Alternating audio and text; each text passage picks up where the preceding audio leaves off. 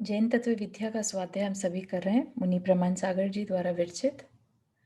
मोक्षमार्गस्य नेतारं भेतारं कर्मभूभृतां ज्ञातारं विश्वतत्त्वानां वन्दे तद्गुणलब्धये।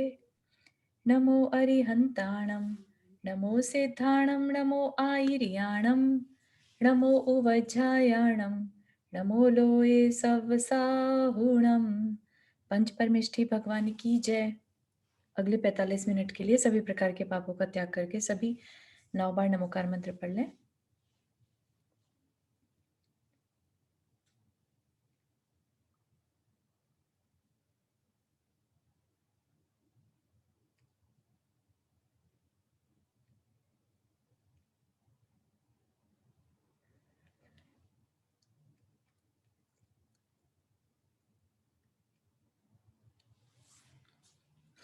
हाँ, तो हमारा जो प्रकरण चल रहा है, चर्चा चल रही है इसमें जैन तत्व विद्या में। इस समय देव गति के बारे में, है ना, देवों के बारे में या ऊर्ध्वलोक के बारे में। हालांकि ऊर्ध्वलोक कहने से हमें ऐसा लगता है वैमानिक देवों की सिर्फ बात करी जाएगी, लेकिन देवों को ऊर्ध्वलोक में गिनते हैं सभी प्रकार के देव। भले ही 3 जो होते हैं, भवनवासी, व्यंतर और ज्योतिष्क, ये मध्य लोक में ही रहते हैं। ठीक है, ये ऊपर नहीं जाते। तो उससे रिलेटेड है। ठीक है, और क्या-क्या हमने पढ़ लिया था ऑलरेडी भवन कुमारों के बारे में, है ना? उनकी क्या व्यवस्था रहती है, उनके प्रकार कितने हैं। ऐसा नहीं कि कह दिया भवनवासी तो सब सब एक जैसे होंगे, राइट? सबकी कुछ ना कुछ स्पेशलिटी है यहाँ पर। जैसा हमने स्तनित कुमार के बारे में देखा था, वो क्या करते हैं, गंधोदक की वर्षा करते हैं। वायु कुमार, वात कुमार क्या करते हैं, जैसे समोशरण होता है तो उसमें सुगंधित वायु जो फैलती है वो इन वात कुमार भवनवासी देवों की वजह से। ठीक है, इसी तरह से जो विद्युत कुमार या नाग कुमार हैं, तो ये हमने देखा था, ये नागों को कंट्रोल करते हैं। इनकी जो व्यवस्था रहती है नागों से रिलेटेड रहती है। वैसे ही ये भी चंदन के वृक्षों पर और उन पर रहना पसंद करते हैं। ठीक, फिर हमने देखा था उनके मुकुटों से उनकी पहचान होती है और सबके भवनों के सामने चैत्य वृक्ष और ध्वजाएं होती हैं और भवनों के पास स्थित कूटों पर चैत्यालय हैं। ठीक है, तो जितने भी भवन वासियों के भवन हैं, सबके पास एक एक जिनालय है। फिर इनके भेद देखे थे, किस तरह से इनकी व्यवस्था चलती है, राइट? हर जगह इंद्र राजा की तरह काम करता है और प्रतीन्द्र जो है वो एक राजकुमार कह लीजिए, या जो उसका सबऑर्डिनेट, सब वाइस प्रेसिडेंट होता है ना, प्रेसिडेंट वाइस प्रेसिडेंट, वैसा। ठीक है, और बाकी भी उसके सभा के सदस्य रहते हैं और उसी विमान में, मतलब वहीं पर रहते हैं। और फिर हमने देखा था जितने भी हैं उनके क्या-क्या कार्य हैं और इन इंद्रों, इनके जो, जैसे असुर कुमार हमने 10 तरह के जो भवनवासी देखे थे, हर एक के 2-2 इंद्र होते हैं, उनके नाम। तो जब हम कोई पुराण पढ़ते हैं, राइट, उस समय हमने देखा था जैसे चमरेंद्र, है ना? चमरेंद्र ने आकर खुश होकर उनको क्या कुछ शस्त्र दे दिए थे, राइट? विद्या दे दी थी। तो इस तरह से अगर हम इनके नाम पता रहेंगे तो हमारे लिए ईज़ी होगा। धरणेंद्र जो अ, हमने देखा था पार्श्वनाथ भगवान के केस में, है ना? तो इस तरह से ये सारे इंद्र जो हैं, ये भगवान के समोशरण में भी जाते हैं, उनके उपसर्ग में रक्षा भी करते हैं। तो और ये अपनी, जो इनको प्रसन्न कर लेता है, जो इनकी विद्याओं को सिद्ध कर लेता है, तो ये एक तरह से उनके फॉलोअर बन जाते हैं। जैसा कहेंगे फिर वैसा करेंगे, इस तरह से। ठीक। फिर हमने देखा था इनके निवास स्थान किधर है, कहाँ रहते हैं ये।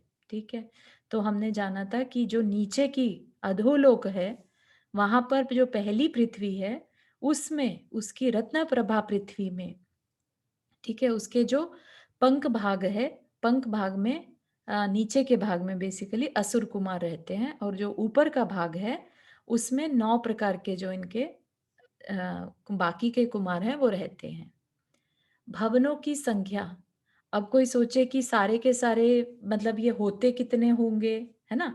तो असंख्यात देव होते हैं और उनके अगर आप इवन भवन देखें, जहाँ ये रहते हैं, तो सोचिए असुर कुमार जाति के 64 लाख भवन हैं, ठीक है ना?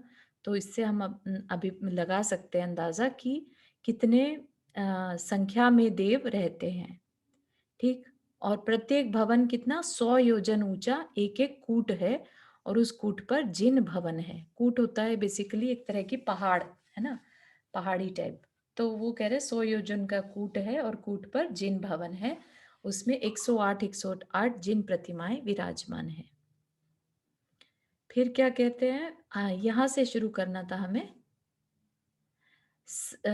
आहार और उच्छ्वास, है ना? ये रह गया था, यहाँ से करना है कि सभी भवनवासी देव और उनकी देवियाँ अति स्निग्ध और अनुपम अमृतमय आहार को मन से ग्रहण करते हैं। तो उनके पास हमारे जैसा शरीर नहीं रहता, राइट? तो उनको जो है भोजन भी ऐसा नहीं कि ये हाड़ मांस बनाने के लिए, खून बनाने के लिए चाहिए, राइट? ये जस्ट कि उनके पास एक आहार संज्ञा है, राइट?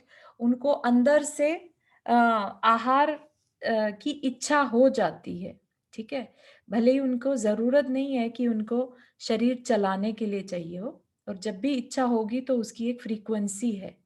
कितने टाइम बाद फ्री उनको आहार की इच्छा होगी और जैसी इच्छा होती है गले में अमृत की तरह से जैसे कि अ, रस जैसे रस टपक जाए इस तरह से अमृतमय आहार को वो मन से ग्रहण करते हैं, ठीक है? कोई फिजिकल कुछ उनका आहार होता हो ऐसा नहीं। इनका श्वास ग्रहण भी काफी अंतराल से होता है। तो जो सांस लेना होता है ना ब्रीदिंग, ब्रीदिंग भी उनको काफी काफी टाइम बाद होती है। आगे बता रहे हैं कितना टाइम लेते हैं।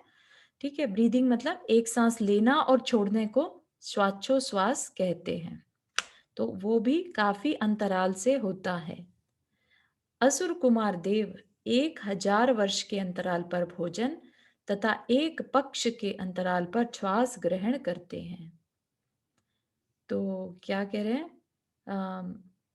1000 के अंतराल पर 1000 वर्ष के बाद उनका मन अंदर से होता है कि कुछ आहार हो जाए तो अच्छा है ना? ऐसा होते साथ ही फिर अमृतमय आहार हो जाता है, वो अलग बात है, राइट?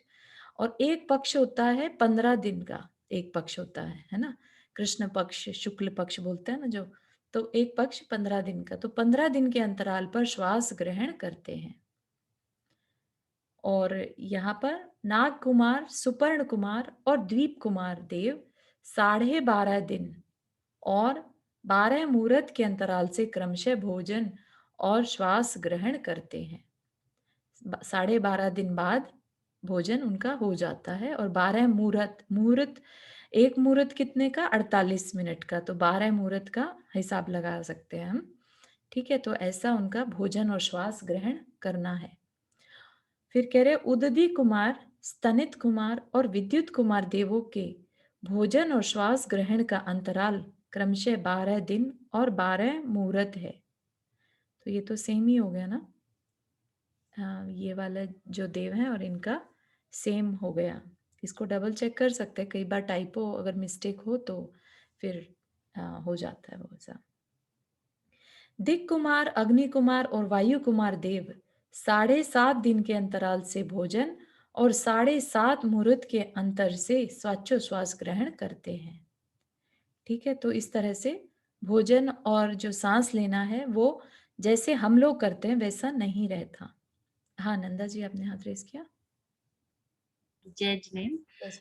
ये बड़ा मतलब सुनने में अजीब सा लगा कि इतना डिफरेंस क्यों है कि मतलब जो असुर कुमार हैं उनका शरीर डिफरेंट होता है तो उनको 1000 साल के बाद भूख लगती है, और बाकी लोगों के शरीर मतलब डिफरेंट है जो उनको 12 दिन के बाद ही भूख लगाती है।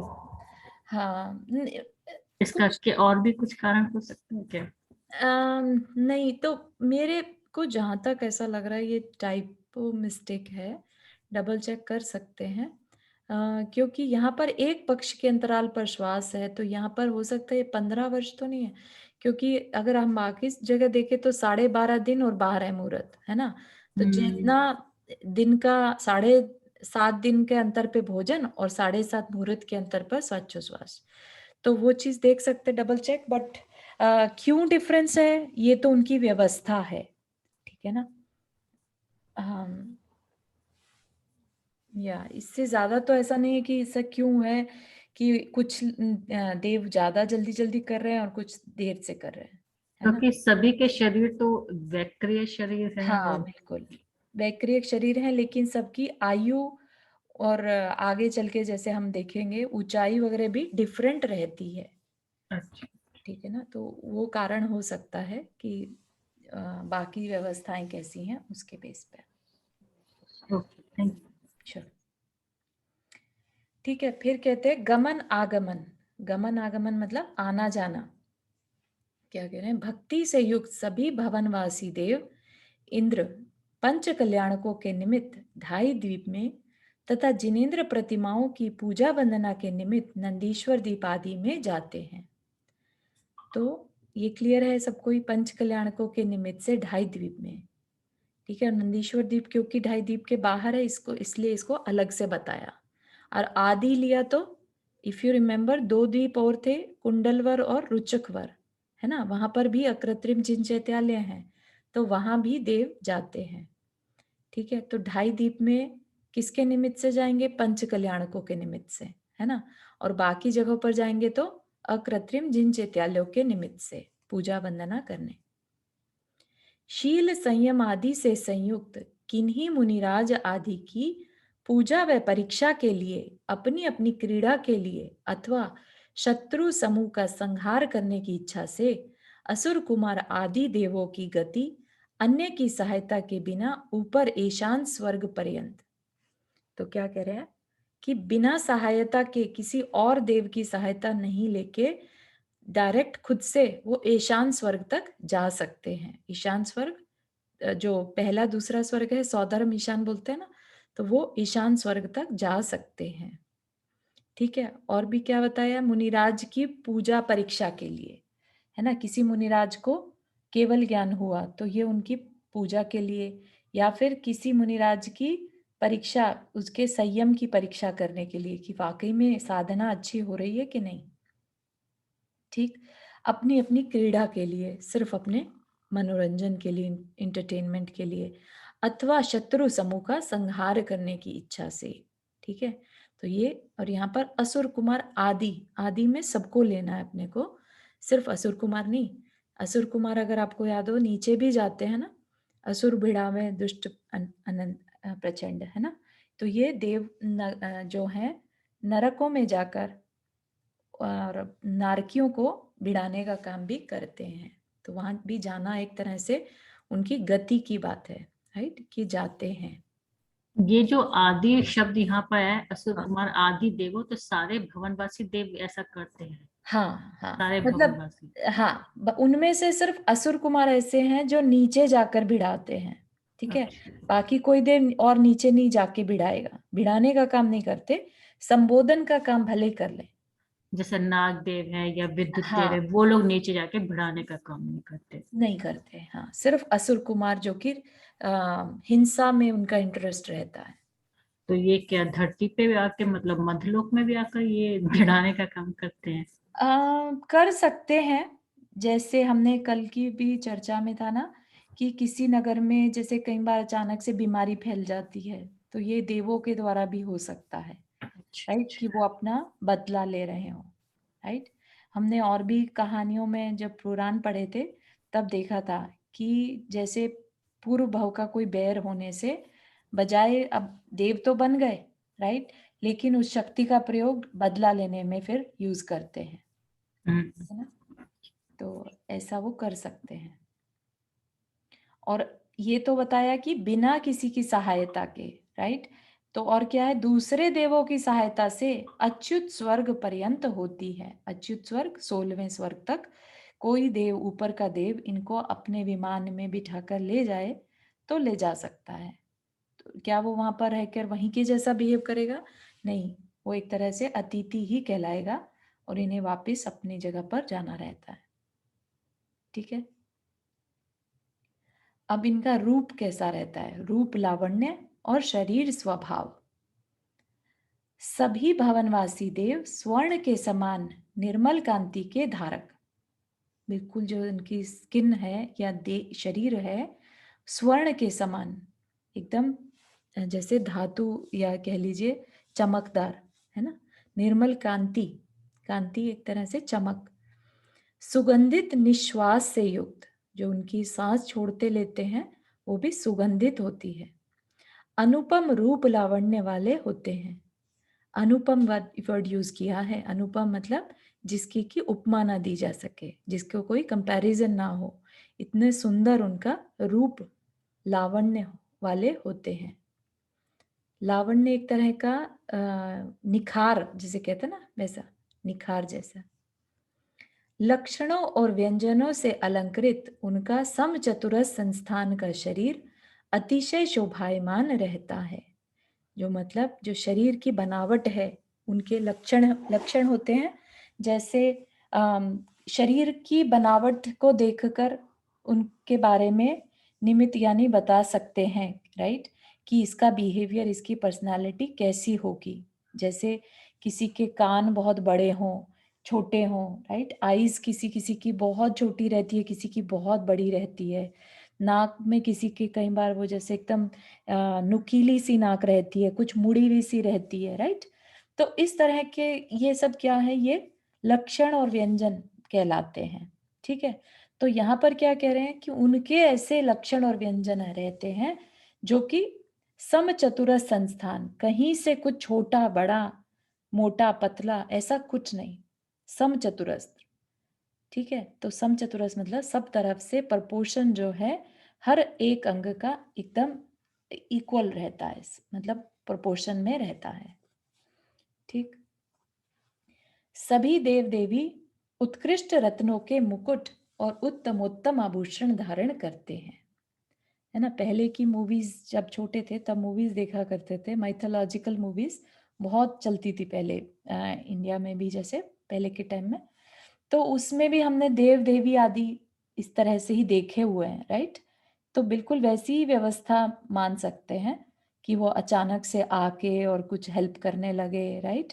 या ऊपर में स्वर्गों में उनकी व्यवस्था रहती है, वो आपस में एक दूसरे से कैसे बात करते हैं, कैसे रहते हैं, राइट, वैसा। तो सब रत्नों के मुकुट और उत्तमोत्तम मतलब कि बेस्ट से बेस्ट आभूषण धारण करते हैं। वे रोग एवं जरा से मुक्त, रोग मतलब कोई भी शारीरिक बीमारी उनको नहीं होती, और जरा मतलब बुढ़ापा, ठीक है, बुढ़ापा उनको नहीं आता। तो यंग ही पैदा होते हैं और यंग ही उनका शरीर छूटता है। ठीक है, तो बुढ़ापा या बचपन वाली चीज वो नहीं देखते। तथा अनुपम बल वीर्य युक्त होते हैं, बल उनमें इतना ज्यादा होता है, इवन आगे बताने वाले हैं कितना बल किसी देव में रहता है, कि मतलब हम तो आज के टाइम में उस चीज को सोच भी नहीं सकते। ठीक है, इतना बल लिए हुए छोटे से छोटा कोई देव होगा, वो बहुत बलशाली रहते हैं। देखने में भले ही ना दिखाई दे कि अच्छा इतना इनमें इतनी ताकत है ना, क्योंकि हार्ड मास तो कुछ है नहीं, राइट। तो लेकिन उनका बल जो होता है, उनकी शक्ति बेसिकली। देवों का कदली घात या अकाल मरण नहीं होता, जो कहते हैं ना समय से पहले अचानक से मृत्यु हो गई, वैसा देवों का नहीं होता। जितनी आयु बांधी है उतना वो अपनी आयु को पूरा भोगते हैं। ठीक है, अस्थि मज्जा आदि सप्त धातुओं से रहित उनके शरीर में नख और केश भी नहीं होते। ठीक है, तो जो नाखून और केश हैं वो अजीब माने जाते हैं, तो उनके शरीर में ये दोनों चीजें नहीं रहती। तो उससे क्या मतलब है कि बाकी जो है उनकी संरचना मनुष्य के जैसी ही है, राइट, क्योंकि अभी यहाँ पर भी क्या कह दिया, समचतुरस संस्थान, है ना। और यहाँ पर क्या कह रहे हैं, नख और केश नहीं रहते, बाकी सब सेम रहता है। ठीक है, सप्त धातुओं से रहित होता है उनका शरीर, तो ये जो कफ वगैरह बनते हैं अपने अंदर, मल वगैरह रहता है, वो सब कुछ भी नहीं डील करना पड़ता। ठीक, अब है प्रविचार। प्रविचार होता है काम सुख को प्रविचार कहते हैं। सभी भवनवासी देव मनुष्यों की तरह काय प्रविचार करते हैं, किंतु सप्त धातु से रहित होने के कारण उनके वीर्य का क्षरण नहीं होता। केवल वेद नौकशाई की उदीर्णा के शांत होने पर उन्हें संकल्प सुख उत्पन्न होता है। क्या? जैसे कि बस मन में एक तरह से काम का उदय हुआ, राइट? वेद कषाय की ही उदीर्णा हो जाती है, राइट? ऐसा अंदर से। तो जैसी वो पूरा हुआ समय, वो पूरा होने से ही उनको संकल्प सुख उत्पन्न होता है। ठीक है। आयु, भवनवासी देवों में असुर कुमार देवों की उत्कृष्ट आयु स अधिक, मतलब कुछ अधिक, 1 सागर। नाग कुमार देवों की 3 पल्ले, सुपर्ण कुमार देवों की 2.5 पल्ले, द्वीप कुमार देवों की 2 पल्ले और शेष 6 प्रकार के भवनवासी देवों की उत्कृष्ट आयु स अधिक 1.5 पल्ले होती है। तो यहाँ पर भी क्लियर हो रहा है ना, जो आहार से रिलेटेड क्वेश्चन था उसमें जिस तरह से घट रहा था, ऐसे ही यहाँ पर आयु भी घटती हुई है ना। तो इसीलिए जो असुर कुमार हैं वो ज्यादा टाइम ले रहे हैं, भोजन करने का जो गैप है उनमें ज्यादा है कंपेयर टू अदर देव। ठीक। भवनवासी देवों की जघन्य आयु, जघन्य मतलब मिनिमम, अगर कोई भी भवनवासी देवों में जाता है तो मिनिमम आयु उसकी 10,000 वर्ष की होती है, मतलब इतने साल तो उसे मिनिमम वहां पर रहना ही पड़ेगा। ठीक। देवियों की आयु, तो देवियां भी होती हैं, राइट? चमरेंद्र की देवियों की आयु 2.5 पल्ले। अब चमरेंद्र वही है ना, कि जो याद रहेगा हमें तो अच्छा रहेगा। असुर कुमार देवों के इंद्र को चमरेंद्र कहते हैं, राइट? चमरेंद्र और विरोचन 2 पढ़े थे ना हमने यहाँ पर। चमर और विरोचन वो असुर कुमार के देव हैं, तो उनकी जो देवियां हैं उनकी आयु कितनी होगी? चमरेंद्र की देवियों की आयु 2.5 पल्ले, विरोचन की देवी की आयु 3 पल्ले, भूतानंद और धरणानंद की देवियों की आयु 1/8 पल्ले, 1/8 पल्ले। वेणु की आयु, वेणु की देवी की आयु 3 पूर्व कोटि, 3 पूर्व और कोटि मतलब करोड़। वेणुधारी की देवियों की साधिक 3 पूर्व कोटि। शेष सभी दक्षिणेंद्रों की देवियों की आयु 3 करोड़ वर्ष तथा उत्तरेंद्रों की देवियों की उत्कृष्ट आयु स अधिक 3 करोड़ वर्ष होती है। 3 करोड़ और कुछ अधिक 3 करोड़, तो बेसिकली बेस जो है वो 3 करोड़। देवियों की जघन्य आयु 10,000 वर्ष है। ठीक है। देवियां जो हैं वो देवों से कम आयु की हैं। तो इसमें एक क्वेश्चन उठ सकता है कि देवों की देवियों, जब देवियां चली जाती हैं तब क्या होता है, उनकी देवियों का रिप्लेसमेंट कैसे होता है, राइट? तो जैसे ही जो भी देवी जाती है उसकी जगह दूसरी देवी आ जाएगी, राइट? उनकी संख्या में कभी कमी नहीं आती। ठीक है ना। हाँ, भूमिका आपने हाथ रेज किया। जय जय चारू। जय जय तो निधि। जो देवियों का, जो आपने देवों का रूप और ऐसा बताया लावण्य, हाँ। तो देवियों की जो शरीर संरचना होती है वो सेम होती है कि वो डिफरेंट होती है? सेम मतलब सेम। जैसे आपने बताया नख नख और केश नहीं हाँ होते हाँ हाँ देवों के, हाँ हाँ। तो वैसी देवियों का भी वैसे ही माने? देवियों के बारे में एक्चुअली पढ़ने में नहीं आया, उनके बालों के बारे में, राइट? या या इतना डिटेल में कहीं देखा नहीं है एक्चुअली। तो लुक्स लाइक देवियों के बाल होते हैं, या तो अगर किसी को जानकारी है तो प्लीज बताइए, नहीं तो we can do more research on that. हमेशा देवों के बारे में ही बताया जाता है, उनके नख केश नहीं होते। और एक और क्वेश्चन था चारू की, हम्म, जैसे अभी जो हम स्त्रियां हैं, राइट, हमारा हम्म, स्त्री वेद है, तो अगर हम उसका बंद करके गए तब तो अलग बात है, बट अगर स्त्रियां अगर गति का बंद करती हैं तो हम्म, वो एज अ स्त्री देवी बनती हैं कि वो देव देव। तो देव बन सकती है, बट उनको बंद करना पड़ता है, वो छेद करना पड़ता है, राइट, बिल्कुल स्त्री वेद का। बिल्कुल। तो अगर अगर छेद नहीं करती है तो फिर वो फिर से देवी। देवियां की उसमें बनती हैं। हाँ, अम, फिर से देवी बनेगी। बिल्कुल सही। ओके, हम्म, ठीक है, स्त्री पर्याय का छेद करना पड़ेगा, जो कि सम्यक दर्शन से ही पॉसिबल है। पॉसिबल है, हाँ, थैंक यू। हाँ, मैं आपके मतलब ऐसा सोचती हूँ कि जो देवियों के जो बाल होते हैं, नहीं उसके बारे में, कि हम्म, क्योंकि देव और देवियों के शरीर का जो मटेरियल है हम्म, वो सेम है, तो जी अगर एक को नहीं होता तो मेरे को लगता है दूसरे को भी नहीं होता। हाँ हाँ, बट जस्ट क्या है कि हमने जब भी पिक्चर में देखा है, राइट, तो वो तो हमेशा बालों समेत ही देखा है, राइट, और कभी किसी प्रवचन में या कहीं पर भी पढ़ने में ये नहीं आया कि देवियां बिना बाल वाली होती हैं, तो मुकुट के साथ देखा है एक्चुअली। हाँ, मुकुट के साथ भी देवियां बिना बालों के मतलब इमेजिन कर नहीं पा रहे हैं, अच्छा। बट या डबल चेक कर सकते हैं। I don't want to give you कि भाई मुझे क्लियर नहीं है तो मैं नहीं बता सकती इस चीज को। हाँ, रुक्मणी आंटी आपने हाथ रेज किया। हाँ, चारू चाची ने जय जी। बहुत देर से एक शक था, लेकिन मैंने हम्म, सोचा छोड़ो। जैसे तुमने कल जो बताया था नाग कुमार का, जी। क्योंकि चिन्ह बने होते हैं और इसलिए वो नाग कुमार कहलाते हैं। हम्म, लेकिन आज कुछ मेरे समझने में आया गलत, ये कि आज की नाग कुमार जो है नागों का कुछ करते हैं, कुछ बताया शायद। नहीं नहीं नहीं, नागों में नागों को कंट्रोल या कह लीजिए नागों से संबंधित, जैसे जैसे वायु कुमार है तो वायु से संबंध हो गया ना उनका। अच्छा वायु जो चलेगी तो वायु सुगंधित वायु चलाते हैं वो, है ना। अच्छा। ऐसे ही स्तनित हैं तो वो गंधोदक वर्षा से रिलेटेड है। ओके। विद्युत कुमार है तो बिजली है, राइट। तो हाँ। इसी तरह से नाग कुमार जो हैं वो नाग को कंट्रोल करते हैं, ठीक है, अच्छा ठीक या है। नाग का रूप ले सकते हैं। जैसे धर्मेंद्र है, राइट। हाँ, धर्मेंद्र जब ऊपर आए पार्श्वनाथ भगवान की रक्षा के लिए, तो हाँ, क्या रूप में आए? नाग हाँ, का रूप लेके आए, आपका रूप है लेकर ना। आया। फन बना लिया था ना उन्होंने अपना, ठीक है है ठीक ना। है। तो इस तरह से क्वालिटी है बेसिकली उनकी, ये विशेषता है।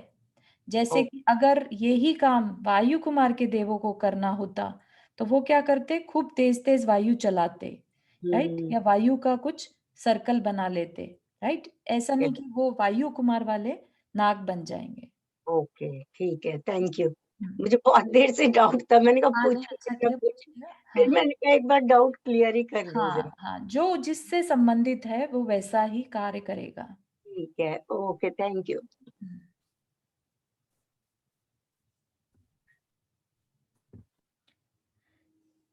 ठीक है, तो और देखते हैं। तो ये क्वेश्चन रखते हैं अपन, है ना। जिसका आंसर मिलेगा तो वी विल डेफिनेटली, और किसी और को मिले तो बताइएगा कि क्या देवियों के भी केश और नख नहीं होते। ठीक है, ऑल राइट। आयु की अपेक्षा विक्रिया और सामर्थ्य, मतलब कि कैसी विक्रिया वो कर सकते हैं। विक्रिया होता है अपने शरीर को डिफरेंट में कन्वर्ट कर लेना, ठीक है ना। डिफरेंट में कन्वर्ट कर लेना, वो विक्रिया कहलाती है। जैसे हमने देखा भी है, अ, ये देव क्या करते हैं, इनके मूल शरीर जो होते हैं वो तो विमानों में ही रहते हैं, लेकिन ये अपने विक्रियक शरीर से पंच कल्याणकों में समोशरण में अपने विक्रिया शरीर के साथ जाते हैं, ठीक है ना। ऐसा नहीं कि ये वहां पर अपने मूल शरीर को लेके जाते हों, क्योंकि इनके पास विक्रिया है। तो जिस जगह पर, जैसे कि आदिनाथ भगवान का समोशरण है, तो आदिनाथ भगवान की हाइट के बन जाएंगे, ठीक है। वहां पर उस समय के जो लोग होते हैं उनकी हाइट के। और अगर महावीर भगवान का समोशरण है तो महावीर भगवान की हाइट के साइज ले लेंगे, ठीक है ना। तो ये इनकी विक्रिया से ही अपने शरीर को घटा बढ़ा सकते हैं, ठीक है। और भी कुछ चीजें बोलते हैं इनके बारे में कि इनकी पलकें नहीं झपकती, इनकी परछाई नहीं पड़ती, है ना। और इनके पास से सुगंध आती है, ठीक है, क्योंकि इनकी सांस में सुगंध होती है तो इनके पास से सुगंध आती है। ऐसी चीजें बोलने में आती हैं कि अगर जैसे कई बार आचार्य श्री के मुख से भी सुना है कि जब बड़े बड़े पंच कल्याणक होते हैं या आचार्य श्री के उपदेश इवन सुनने के लिए ये देव लोग आते हैं, इवन उन्होंने इस बात को वेरी क्लियरली बोला है कि वो आते हैं और मतलब आचार्य को तो वो दिखाई दे ही जाते हैं, लेकिन हमें नहीं पता चलता, अदरवाइज वो उनको आइडेंटिफाई कर सकते हैं। ठीक।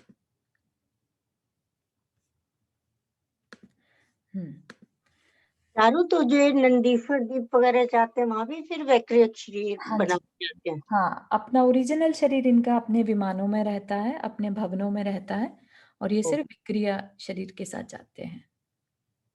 और एक अपना जैसे मंदिर वगैरह में भी तो ओम जय निश्चय निश्चय बोलते हैं, वही कल वाली बात, तो वो देव होते हैं इसीलिए शायद बोलते हैं ना हाँ हाँ कि हाँ, भाई। बिल्कुल, कि देव अगर वहां पर हाँ, दर्शन कर रहे हैं और भक्ति आदि कर रहे हैं तो उनको डिस्टर्ब ना हो हमारे जाने से, हम्म, इसलिए निश्चय निश्चय बोलते हैं। यस, ठीक है। तो क्या कह रहे हैं, 10,000 वर्ष की आयु वाला, 10,000 वर्ष तो जगन्य में आती है, लाइक मिनिमम, राइट। तो 10,000 वर्ष की आयु वाला देव उत्कृष्ट रूप से 100 और जघन्य रूप से 7 रूपों की विक्रिया कर सकता है। कि बनाना चाहे तो अगर उसमें किस जाति का वो देव है उस सब चीजों पे डिपेंड करेगा, तो 100 रूप बना सकता है अपने एक ही बारी में, एक ही टाइम में। ठीक है, 100 जगहों पर अलग अलग जा सकता है, अटेंडेंस दे सकता है। तो जैसे एक ही समय पर अगर अलग अलग जगह पर समोशरण चल रहे हैं, राइट, जैसा कि हमने देखा था कि एक समय में अजितनाथ भगवान के समय में 170 देव एक साथ थे, तीर्थंकर एक साथ थे, राइट। तो ऐसे में वो क्या करेगा, वो अपने शरीर को विक्रिया से मल्टीपल बनाकर और फिर पहुंचेगा, ठीक है ना। और जगन्य रूप से 7 रूपों की विक्रिया कर सकता है। शेष सभी देव अपने अपने अवधि ज्ञान के क्षेत्र के बराबर क्षेत्रों को विक्रिया से पूरित करते हैं। मतलब कि अवधि ज्ञान के क्षेत्र के बराबर, तो क्या होता है, देवों के हर जाति या हर तरह के देवों के अवधि ज्ञान अलग अलग होते हैं। अवधि ज्ञान अलग अलग होते हैं मतलब अवधि ज्ञान के क्षेत्र कितनी दूर तक का अवधि ज्ञान वो रख सकते हैं। जैसे हमने अभी एग्जैक्ट तो नहीं आता रहा है, लेकिन जैसे हमने पढ़ा था, तो जो ये ऊपर के देव होते हैं, राइट, जैसे जैसे ऊपर ऊपर जाते जाएंगे उतना उतना उनका अवधि ज्ञान का क्षेत्र बढ़ता जाएगा। तो जैसे सर्वार सिद्धि के देव हैं तो वो 7वीं पृथ्वी तक का अवधि ज्ञान रखते हैं। तो एक तरह से कह लीजिए तीनों लोक की जानकारी उनको रहती है। अवधि ज्ञान में क्या है, किसी भी जीव को, जीव के पिछले भवों में क्या हुआ, राइट, उसको वो जान सकते हैं। ठीक है, वो अलग बात है कि सर्वार सिद्धि के देवों को इतनी पड़ी नहीं रहती, राइट, उनको कोई इसमें क्यूरोसिटी नहीं रहती, भले ही उनमें शक्ति हो जानने की। ठीक है, तो इसी तरह से बोल रहे हैं कि शेष सभी देव अपने अपने अवधि ज्ञान के क्षेत्र के बराबर क्षेत्रों को विक्रिया से पूरित करते हैं, मतलब उतने उतने क्षेत्र में विक्रिया से जा सकते हैं। संख्यात वर्ष की आयु वाले देव एक समय में संख्यात योजन और असंख्यात वर्ष की आयु वाले देव एक समय में असंख्यात योजन आ जा सकते हैं। तो हमने ये भी जाना था कि जैसे एक देव है वो विद इन आंख पल झपकने में जितना समय लगे उससे भी कम समय में, ये क्या बोल रहे हैं यहाँ पर, एक समय में असंख्यात योजन, असंख्यात मतलब बहुत बड़ी संख्या, ठीक है ना, और एक समय में आ जा सकते हैं। इसीलिए वो जैसे ऊपर का देव है, जैसे सीता जी का देव जीव कह लीजिए, राइट, अच्युत स्वर्ग से है और उससे कहाँ जाना है, नीचे, है ना, नीचे नरक में जाना है, तीसरे नरक में संबोधन देने, राइट। तो क्या होगा, वो with in fraction of seconds वहां पहुंच जाएंगे, जैसे ही सोचा और पहुंच जाएंगे। ठीक है, इतनी उनकी विक्रिया कह लीजिए और उनकी जो गति है इतनी तेज रहती है। हाँ नंदा जी। हाँ, यहाँ एक ये सवाल पूछी थी, क्या इनको वापस भी बहुत जल्दी से आना होता है, क्योंकि ये अपने शरीर को बहुत ज्यादा देर तक नहीं छोड़ सकते हैं, क्या है इसका? अच्छा क्वेश्चन है एक्चुअली। मैं एक चीज बताऊं चारू, वो जब पद्म पुराण पढ़ा था तो इसमें लिखा था सीता जी का जीव पहले सौधर्म स्वर्ग आया। और फिर वहां से फिर उसने नरक गया था। तो पहले उसने एक स्टॉप लिया था सौधर्म स्वर्ग में, अच्छा ऐसा कुछ लिखा था। अच्छा एंड वहां पे मुझे ध्यान है कि वो बहुत देर तक उसने उनको वो दिया और वहां से उन लोग को ले जाने की कोशिश भी करता था। तो वो हाँ पारे के समान उनका करेक्ट, शरीर पिघल ले जा जाता नहीं था। पाया, हाँ I think he spend quite a good time there. हाँ, लेकिन कितना ऐसा कोई क्लैरिटी नहीं है ना, हाँ आपको कहीं जानने में नहीं आया कि कितनी देर तक उनको अलाउड रहता है, राइट? ऐसा अलाउड वाला कि कल भी ये क्वेश्चन आया था कि क्या वो परमिशन लेके जाते हैं, राइट? तो ऐसा as I said it's a good question, but answer बहुत क्लियर नहीं है कि इतनी देर तक वो रह सकते हैं, यू नो। हाँ, जितनी देर का वो सोच के गए या जिस पर्पस से गए उतना हम मान सकते हैं कि भाई उन्होंने ये सोचा था कि हम जाकर उसको संबोधन दे, राइट? सीता जी के जीव का जो गोल था उसने वो उतना समय ट्राई किया, जब वो उनको समय अपने साथ भी नहीं ला पाया और जितना समझाना था समझा दिया, फिर वापिस आ गया, राइट? तो वैसे ऐसे मिलते हैं नंदीश्वर दीप में पूजा करते हैं तो 6 घंटे, और भगवान के हाँ, समूह शरण में 3-1.5 घंटे, तो वो तो उतना रहते ही है ना? रहते हैं। तो वही तो इनके गोल पे डिपेंड करेगा, भगवान की पूजा करने गए हैं, कौन से मंदिर में गए हैं, या कह लीजिए भगवान के समूह शरण में आए हैं, राइट? तो समूह शरण में दिव्य ध्वनि जब तक खिर रही है तब तक रुक सकते हैं, उसके बाद उनका मन करेगा वो वापिस चले जाएंगे। तो it is, I think it's in on their leisure कि जितना मर्जी जितनी देर रुकना चाहे, क्योंकि ये तो उनका कार्य ही है ना, क्रीड़ा करना, राइट? इधर से उधर जाना, और तो कोई कार्य ही नहीं है। अगर उनको लगेगा कि नहीं नहीं यहाँ पर मन नहीं लग रहा है, चलो यहाँ से चले, राइट? तो वहां से जा सकते वापिस। एनीवेज नरक में उनको क्यों अच्छा लगेगा, राइट? नरक में तो उनको वैसे भी नहीं अच्छा लगने वाला है। तो इतना ही कह सकते हैं कि उनका खुद का विवेक जहां तक उनको डिसाइड करने को कहे वो कर सकते हैं। Okay, thank you. ठीक है, अब उनकी शक्ति कितनी है, सामर्थ्य कितनी है, तो क्या कह रहे हैं, 10,000 वर्ष की आयु वाला देव अपनी शक्ति से 100 मनुष्यों के मारण और पोषण में समर्थ है। तो एक साथ 100 मनुष्यों को मार भी सकता है और अच्छा भी कर सकता है, पोषण में समर्थ है। और वह 150 धनुष प्रमाण लंबे चौड़े मोटे क्षेत्र को अपनी बाहुओं से वेष्टित कर उखाड़ने में समर्थ है। जैसे कि हम बोलते हैं ना कि नारायण है ना, नारायण के बारे में आता है ना, कृष्ण जी ने पूरा पर्वत उठा लिया था, वो क्या है, बेसिकली उनकी सामर्थ्य है, राइट? ऐसे ही हर देव के अंदर ये सामर्थ्य है। ये तो अभी बहुत कम है, अभी हम आगे आगे जाएंगे ना तो देखिएगा कि उनकी सामर्थ्य क्या गजब की है देवों की, ठीक है ना?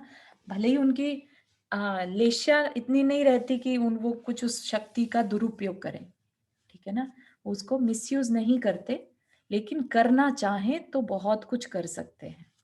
तो एक जो 10,000 वर्ष की आयु वाला, और उत्कृष्ट हमने क्या देखी थी, एक सागर, है ना? तो 10,000 की आयु वाला जो देव है वो 100 मनुष्यों को मारने और पोषण में समर्थ है, तथा वह 150 धनुष प्रमाण लंबे चौड़े मोटे क्षेत्र को अपनी बाहु मतलब हाथों से वेष्टित कर उखाड़ने में समर्थ है। वेष्टित मतलब पकड़ के और उसको उखाड़ दे ऐसा। एक पल्य आयु वाला देव पृथ्वी के 6 खंडों और वहां रहने वाले मनुष्य तिर्यंचों के मारण अथवा पोषण में समर्थ है। तो अभी क्या था, सिर्फ 100 मनुष्य, और अब 6 खंड, जो जैसे पूरे भारत क्षेत्र को तरह से एक पल्य आयु वाला जो देव है वो सारे वहां पर रहने वाले मनुष्य तिर्यंचों को मारने और पोषण करने में समर्थ है। फिर एक सागर की आयु वाला हो तो समग्र जम्बू द्वीप को उखाड़ फेंकने और उसमें स्थित मनुष्य तिर्यंचों के मारण अथवा पोषण में समर्थ है। सोचिए कितनी कैपेसिटी कितनी है उनके अंदर, राइट? ये चीज बहुत इंटरेस्टिंग है, देखने वाली है। और ऐसा नहीं कि बहुत बड़े बड़े हैं ये, राइट? यहाँ पर देख रहे हैं उनकी ऊंचाई बताई है। असुर कुमार देवों के शरीर की ऊंचाई 25 धनुष और शेष देवों की ऊंचाई 10 धनुष होती है। एक धनुष बराबर में 6 फीट, राइट? तो शेष देव कितने हो गए? 60 फीट के, राइट। और 25 टाइम 6 तो 150 फीट, राइट। तो 150 फीट के असुर कुमार और बाकी देव 60 फीट के। शरीर की यह ऊंचाई स्वाभाविक है, किंतु विक्रिया निर्मित शरीरों की ऊंचाई अनेक प्रकार की होती है। मतलब जो बनाना चाहे शरीर तो कितनी भी साइज का बना सकते हैं, राइट। अवधि क्षेत्र, अवधि क्षेत्र मतलब अवधि ज्ञान का क्षेत्र। अभी बताया था जैसे कि किस एरिया तक जाकर, कितनी डिस्टेंस तक उनको वह बात पता चल सकती है। जैसे कि यहीं बैठकर अगर मुझे ये पता लगाना हो कि अधोलोक में पहली पृथ्वी में नारकी क्या कर रहे हैं या फलाना जीव इस समय क्या कर रहा है, ठीक है। तो अगर उनके अवधि ज्ञान का क्षेत्र में होगा वो पर्सन तो उनकी नॉलेज में आ जाएगा। अगर उससे बाहर होगा तो उनकी नॉलेज में नहीं आएगा। तो इसको क्या बोलेंगे? उनका विषय बन पा रहा है, राइट। तो यहाँ पर हर एक जो देव हैं उनका अलग अलग अवधि ज्ञान का क्षेत्र है। तो क्या कह रहे हैं? अपने अपने भवन में स्थित भवनवासी देवों का अवधि ज्ञान ऊर्ध्व दिशा में उत्कृष्ट मेरु पर्वत के शिखर पर्यंत क्षेत्र को विषय बनाता है। तो मेरु पर्वत के शिखर, क्योंकि शिखर के ऊपर से क्या शुरू हो जाता है? ऊर्ध्वलोक, है ना। तो क्या कह रहे हैं? जो भवन में रहने वाले भवनवासी देव हैं वो ऊपर की तरफ अगर बोले तो मेरु पर्वत के शिखर तक विषय बना सकते हैं, ठीक है। तो अगर कोई वैमानिक देव मेरु पर्वत पर आया है, राइट, और भवनवासी देव अगर अपना अवधि ज्ञान लगा रहे हैं तो फिर उनके ध्यान में आ जाएगा। क्षेत्र की अपेक्षा भवनवासी देवों के अवधि ज्ञान का जघन्य क्षेत्र 25 योजन और काल की अपेक्षा 1 दिन रात है। मतलब कि 25 योजन ही मैक्सिमम जान सकते हैं और काल की अपेक्षा 1 दिन रात, मतलब कि 1 दिन से ज्यादा का काल वो नहीं लगा पाते, ठीक है। लेकिन इसमें अलग अलग देवों का अलग अलग हिसाब किताब है, तो वो भी देखते हैं। चारू, एक दिन रात का क्या मतलब हुआ, ये समझ नहीं आया। 1 दिन रात मतलब 24 घंटे। हाँ वो तो पता है, लेकिन हाँ हाँ मतलब क्या क्या मतलब क्या है इसका? हाँ, जघन्य है ना कि भाई कम से कम अगर किसी देव, क्योंकि यहाँ पर सब देवों को मिलाकर बात की जा रही है, राइट। तो भवनवासी में भी जैसे इंद्र भी है और प्रकीर्णक भी है, राइट। जो अनीक प्रकीर्णक होते हैं जो निम्न जाति के देव होते हैं, राइट। तो जो निम्न जाति के देव होते हैं उनका कह लीजिए कि वो 25 योजन का एरिया जो होता है सिर्फ उसमें क्या घटित हो रहा है उसको जान पाए। लास्ट 24 आवर्स में, लास्ट 24 आवर्स में 25 योजन के बीच में जो हुआ जहां पर वो रहते हैं उससे 25 योजन, बस उतना तो तक बेसिकली अगर मान लीजिए 2 दिन पहले कोई घटना हुई या 15 दिन पहले तो घटना वो हुई तो नहीं उसकी, बता पाएंगे। हाँ, ठीक है। तो कल जो अपनी वो मीडियम की बात चल रही थी, तो मीडियम की बात में अगर वो उनके क्षेत्र से बाहर है तो वो इस बात का जवाब नहीं दे पाएंगे, ठीक है ना। नहीं नहीं नहीं चारू, तो फिर क्वेश्चन ही हुआ, मान लीजिए किसी किसी देव की आप उनसे मनुष्य गति में आपसे दुश्मनी हुई और मर के वो देव बना, तो उसका अवधि ज्ञान अगर 1 दिन रात का है तो फिर वो नहीं समझ पाएगा, या हाँ विद इन 1 डे वो पता कर लेगा? अगर हाँ, ज्यादा एक दिन हो दिन गए का है तो वो क्या करेगा, वो ऊपर आएगा, राइट। ऊपर आकर फिर पता लगाएगा, राइट। तो क्या कह रहे हैं, क्षेत्र 25 योजन है, ठीक है, 25 योजन। लेकिन यहाँ पर ऊपर बता दिया ना कि मेरु पर्वत के शिखर पर्यंत क्षेत्र को विषय बना सकता है, राइट। तो ऊपर आकर अगर वो अधोलोक में उसका भवन है तो वो मध्य लोक में आकर जिस जगह पर वो है उसका 25 योजन, वहां से 25 योजन। नहीं तो लेकिन आप समझ लीजिए किसी व्यक्ति की मर के 5 दिन हो गए जी और उसका मान लीजिए अभी 24 घंटे वाला देव है, हाँ, तो वो नहीं पता कर पाएगा ना नहीं कि पता इस कर व्यक्ति पाएगा। तो ऐसे हाँ, में वो फिर क्या करेंगे, वो अपने परिचित देवों से हेल्प लेते हैं, अच्छा। ठीक है ना। वो पूछेंगे कि भाई तुम्हारी तो कैपेसिटी ज्यादा है, तुम मेरे लिए ये पता करके बता दो, ठीक है। हम्म। तो ये बात मतलब जो मेरे जानकारी में भी है, एक क्षुल्लक जी हुए हैं, उन्होंने अपने प्रवचन में इस बात को क्लियर किया है कि उनकी क्यूरियोसिटी थी कि शांति सागर महाराज जो हुए हैं वो आज के टाइम में कहाँ हैं।